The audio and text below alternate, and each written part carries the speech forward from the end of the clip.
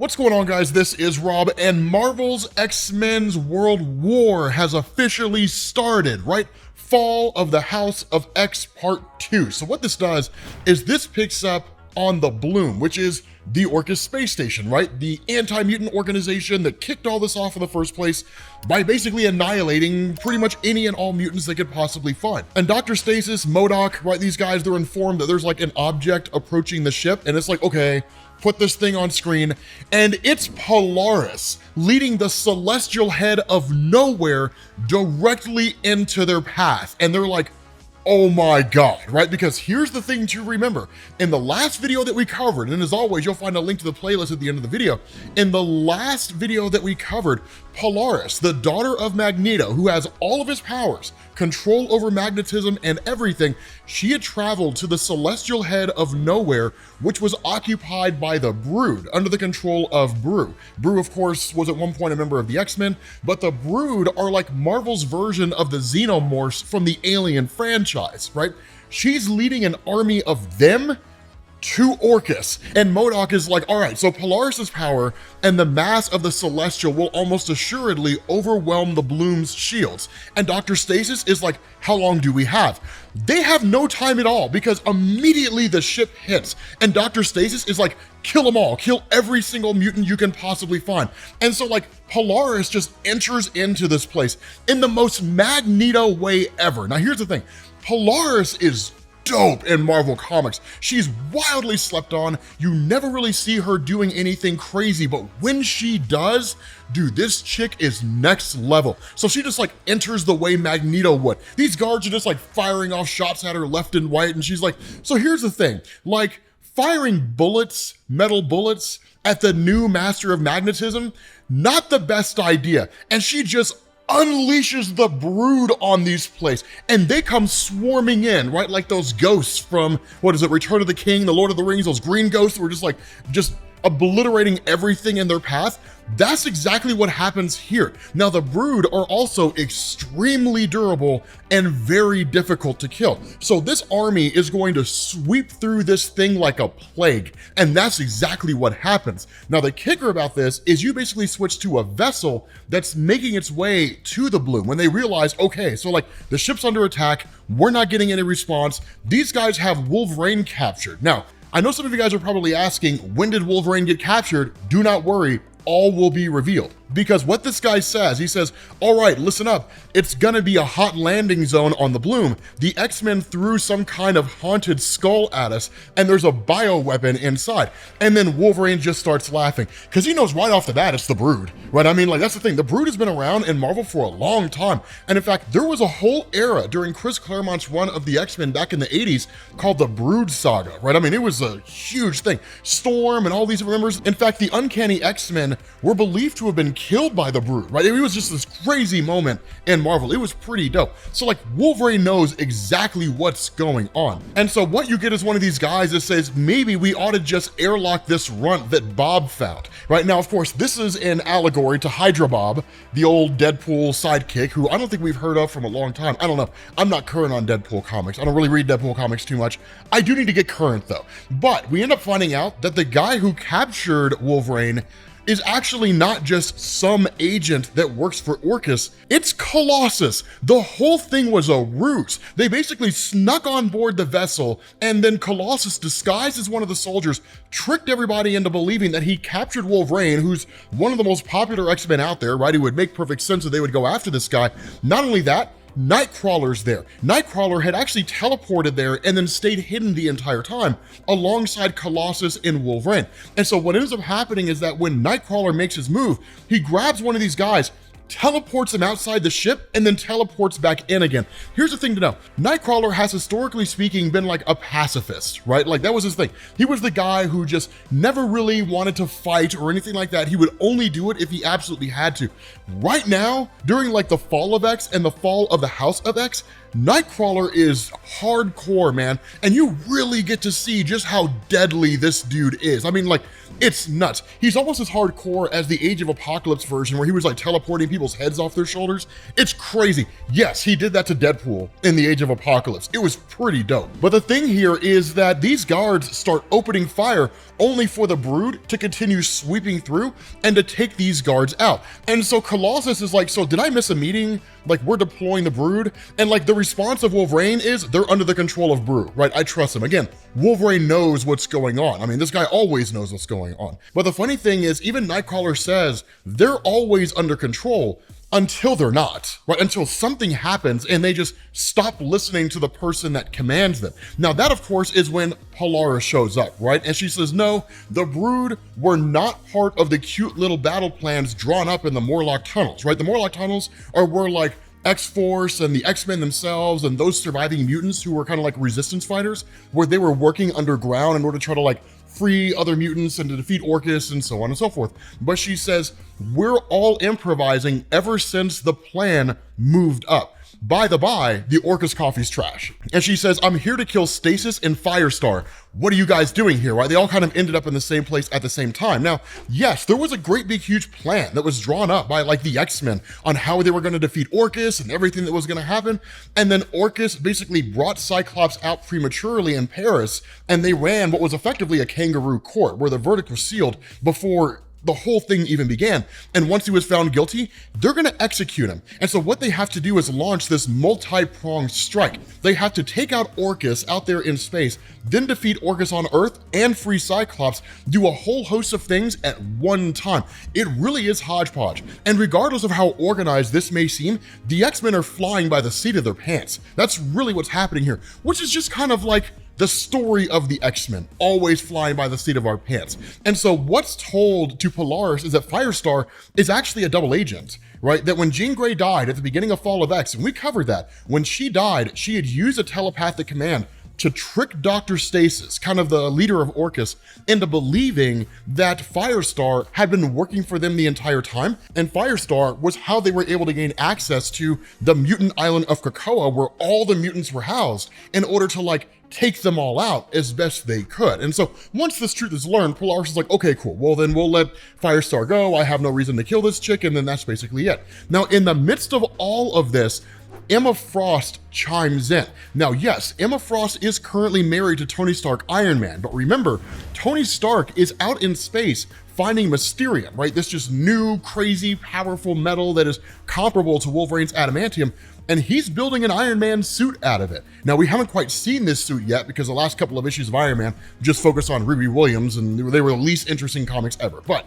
the big thing is that once he returns, it'll be a whole new suit of armor with a whole new set of powers, and it'll be like no Iron Man that we've ever seen before. It's gonna be dope. But she kind of fills in what's going on. She says, okay, darlings, the beautiful voice in your head is the White Queen. I'm in New York walking the dogs before we have to put them down.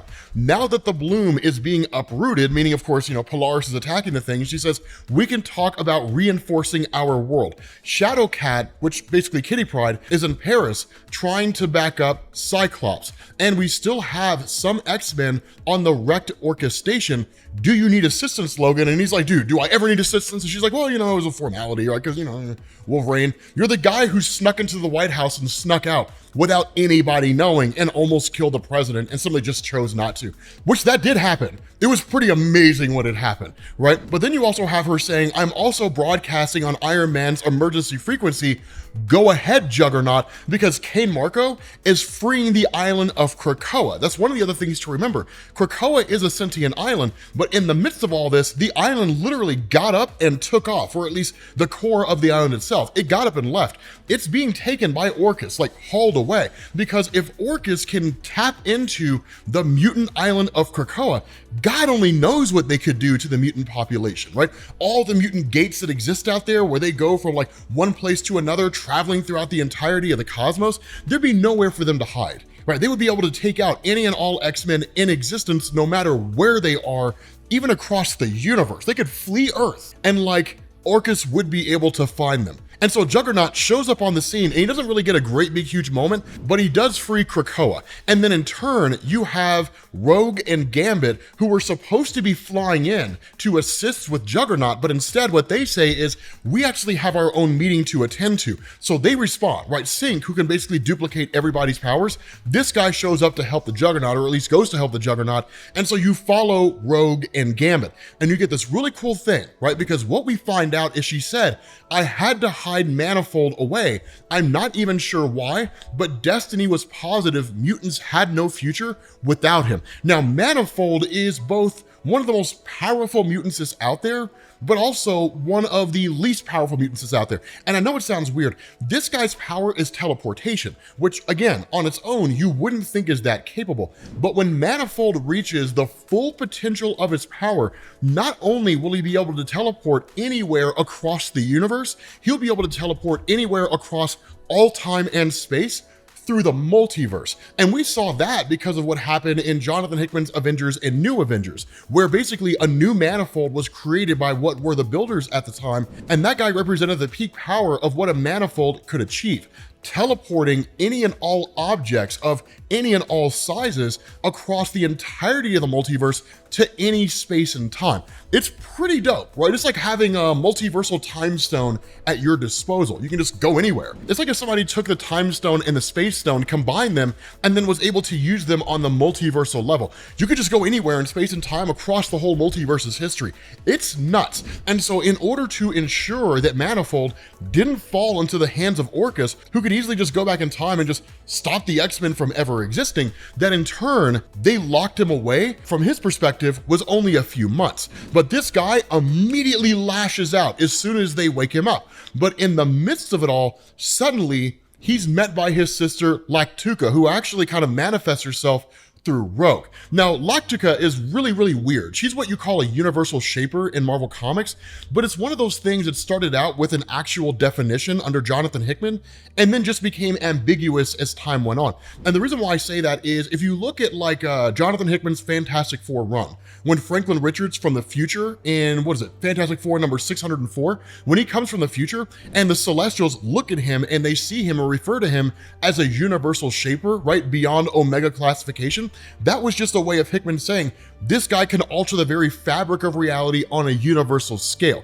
But the kicker is that Lactuca is one of these characters where she's not really altering reality per se. She quote unquote talks to the universe, and the universe just kind of does things for her, and that she sees Manifold as her brother. So in a lot of ways, depending on how you want to look at it, they are far less powerful versions of like eternity and infinity. Now, I'm not saying that to say that like at some point they're going to become new cosmic entities, right? I have no idea if that's going to be the case. It's simply just to say that like they're very, very powerful in their own rights. But in essence, when his sister appears, she appears as like the universe talking to him. It's why she removes the face of Rogue and then like removes a mask. You never actually see what her true form looks like. And we don't really know. We just know that she's like an Omega level mutant that can ask the universe to do stuff for her, right? But she says, these two mutants were sent by someone less adept than you or I, but who nonetheless has a crude knowing of the universe. They sought not to wrong you, but to protect you from a malevolence that would have ended you. These X-Men succeeded in changing your destiny. I will see you again. And she simply disappears, right? The situation just kind of reverts back to him talking to Rogue and Gambit. But because of the fact that Lactuca had spoken to him and he'll listen to her before he listens to Rogue and Gambit at all, simply because he feels betrayed, he says, okay, we must go where we're needed. And we're about to have a most unwelcome guest. And he says, I asked the universe to deliver us now. And like, they teleport away.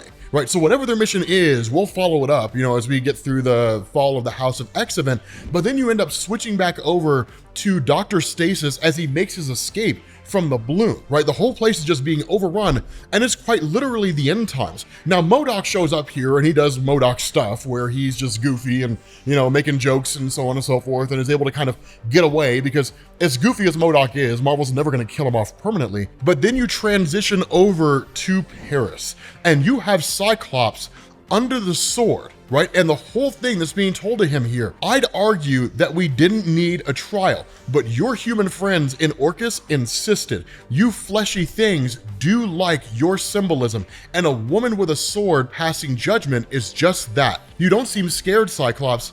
I admire that. And he says, you're right. I'm not afraid. There's a very special woman who will simply not let you kill me. And of course, he's referring to Jean Grey, but it's not Jean Grey who appears here. Instead, this kind of mini EMP goes off, and because Omega Sentinel is basically a cyborg, it takes her out momentarily. She'll reboot and she'll come back, but it turns out to be Dr. Gregor. Now, Dr. Gregor was introduced to us at the very beginning of Jonathan Hickman's House and Powers of X, and she is one of those just true believers, staunchly against the mutant population, very much in support of Orchis. She would love nothing more than to see the whole human population completely and totally eradicated.